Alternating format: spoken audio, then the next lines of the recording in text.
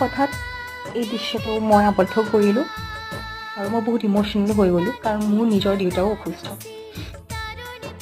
দেউতা হৈছে এনেকুৱা এজন ব্যক্তি যোনে বোঝা কঢ়িয়াই হাউলি নপৰা এজোপা বৃহৎ গছ, ভাগৰে ভাঙি চিঙি নিব নোৱাৰা এখন মুখ, যন্ত্ৰণাই জুৰুলা কৰিব নোৱাৰা এটা শৰীৰ। থুনুক থানাকৈ খোজ কাঢ়োঁতেই দেউতা তোমাৰ হাতত ধৰিছিলোঁ। মিঠা মিঠা কথা ক'বলৈ মই অলপো নাজানো, কিন্তু তোমাক কথা দিছোঁ, তোমাৰ সেই আঙুলিত প্ৰাণ থকালৈকে কোনো দিনেই মই এৰি নিদিওঁ। আনৰ আগত গৌৰৱেৰে কোৱা, এইজনী মোৰ ছোৱালী।